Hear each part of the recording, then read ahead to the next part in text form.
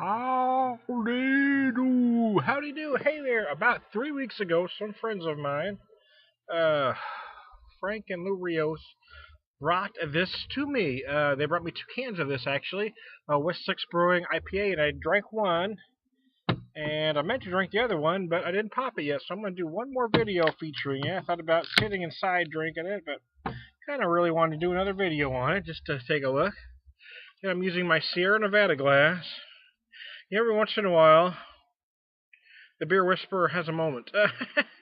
I my first beer of July 4th was a Sierra Nevada Harvest Southern Hemisphere Harvest Ale, and I used a different glass. I think I even said in the video at the time, but I thought it to myself that I don't have a Sierra Nevada glass, and I forgot all about having this IPA glass.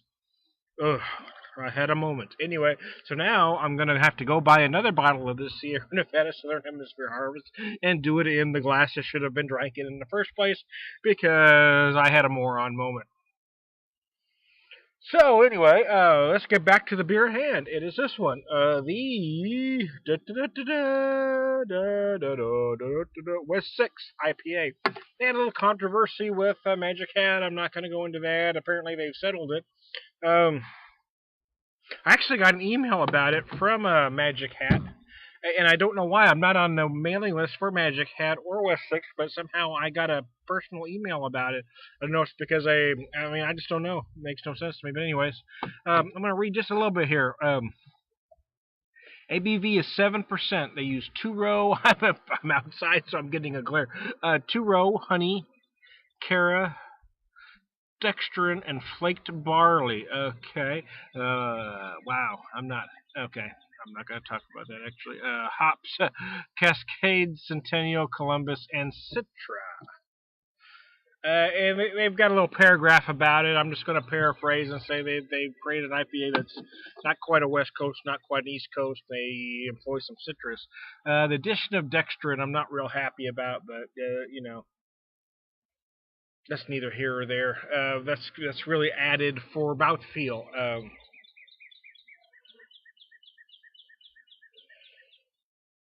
It's a non-fermentable sugar, so I don't know. I get a little irritated, but anyway, I'm not going to get into that. Let's just talk about the beer.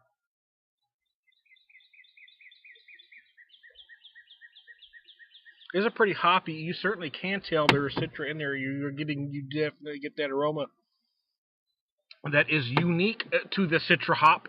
Sure is. It's hoppy. Again, in their paraphrasing their paragraph here, is that they tried to make a balanced IPA. It's not quite West Coast, not quite East Coast. Yeah, it's got some balance. I don't know.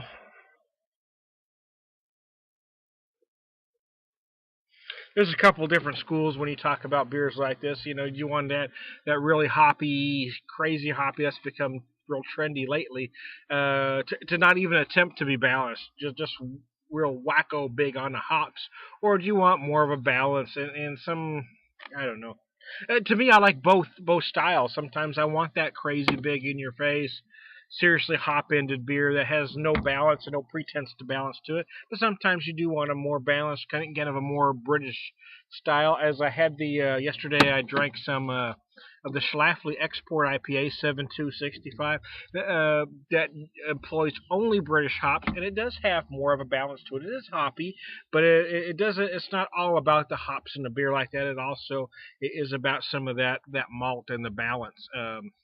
So you got those nice caramely backbone, malty backbone notes that are kind of, in some cases, it's like adding a little bit of salt to food. It brings out some flavors. You add too much salt, you kill the flavor, but if you don't use any salt, the flavors are muted. You use just enough salt to bring out the flavors of the herbs and the other things in your cooking. Well, I think the same thing is involved in making beer. You want to use the right amount of everything to bring the flavors out that you want out at the right time.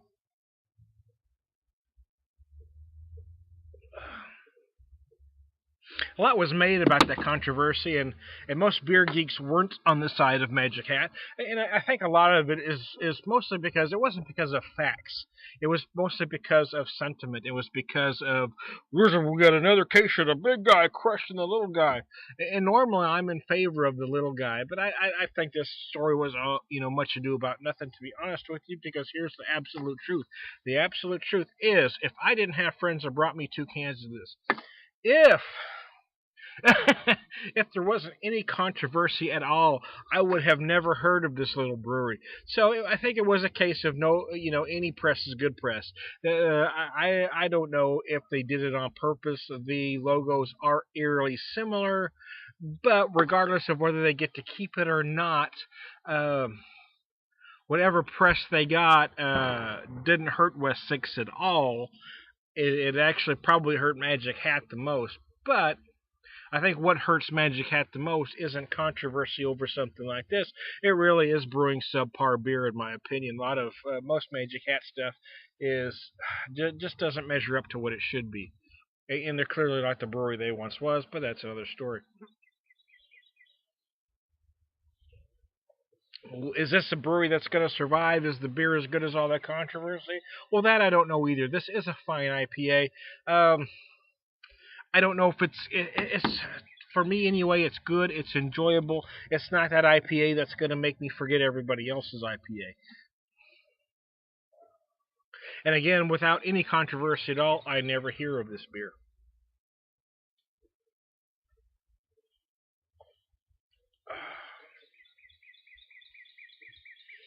It's a good beer though.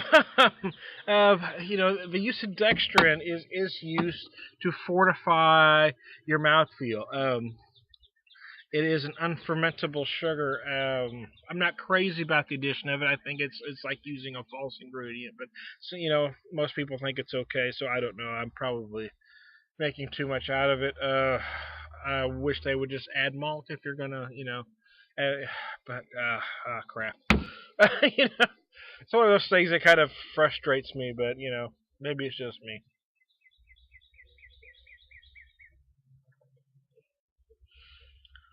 Oh, I haven't homebrewed in quite a while, actually, due to other circumstances.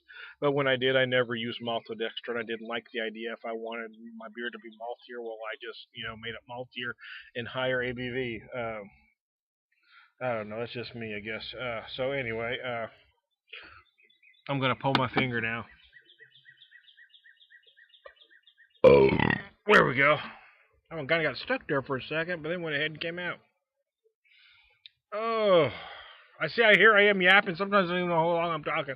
I've talked for a long time. Talked for a long time, Tom. Nobody cares anymore. We're not watching you, son bitch. Oh, well. This is my first after lunch beer. I I cooked some salmon on the grill earlier, and it was yummy. So I had a little bit of salmon with a little broccoli salad. It was yummy. Still got some more salad. Got some more salmon we'll have later.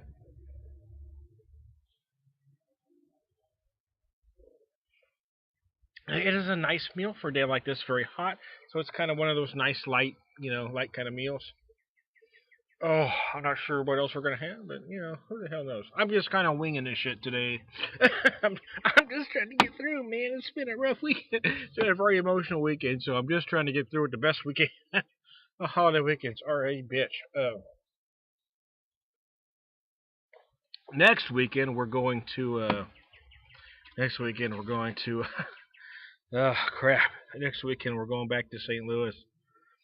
Uh, for the first time since we've been home after losing Seamus. Mr. Crying. Shit. For a pedal the cost function. One of the members of the pedal the cost team is having a barbecue that Saturday. David Hill, the captain of the team, and one of the other guys, Greg, invited. He lives in Columbia, so he invited us to come up Friday. So I think we're going to go up and visit him on Friday, and then go up Saturday morning with him.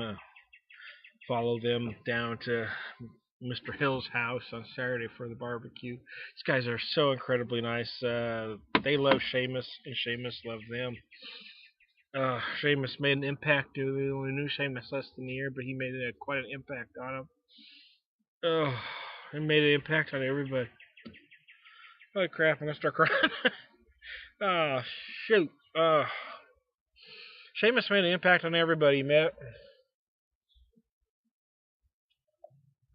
You know, you hear the term old soul, sometimes words get overused, but man, I don't know. I can't tell you how many people have said that to me, described Seamus as an old soul. He just seemed to be incredibly wise beyond his years, and even at the end, he seemed to know he was at the end. Oh God, I just miss him terribly. I don't even know how I'm gonna get on without him. He was the best part of me. He was everything I ever looked forward to. You know. Oh my God.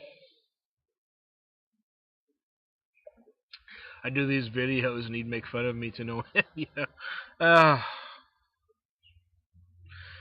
at one point, I hit 200 followers on Twitter, and he said, "Well, that's 200 people without a life." And at one point, we were at the hospital for 6 weeks, and I hit 400 followers. I said, "Seamus, I just hit 400 followers," and he said, "Dad, we've been here for 6 weeks." You know, that was my comeuppance. You know, hey, Dad, you're not exactly setting the world on fire. Basically, is what he was telling me. Oh crap.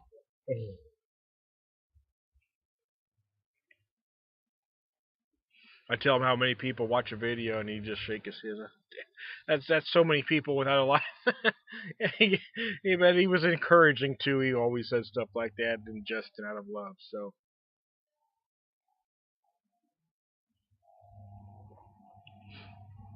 I don't know if this glass helps. These glasses help the taste of an IPA, but as you're drinking it, you got these little grooves in the glass here, and you can watch your beer cascade over. So it's like watching a show. It's like watching your beer go down a river. Just ripples down right into your mouth. So I've talked for a lot longer than I know anybody's watching me for. So anyway, this is my last can. I do miss it. These people are good friends of mine, Frank and Lou Rios, and they were going on a trip, and they said, "We're going to bring you back more beer from another place. They were going to Arizona, I think. We're going to bring you back some beer back." And she just sent me a message that they had some beer to bring back to me, but they drank it. Sons of bitches. They drank the beer they were supposed to give me. But I can't complain because they gave me these. So these are good friends of mine. I don't know for a long time, so I'll cut them some slack. Hey, I'm Tom the Beer Whisperer, finishing the West 6th IPA. Go.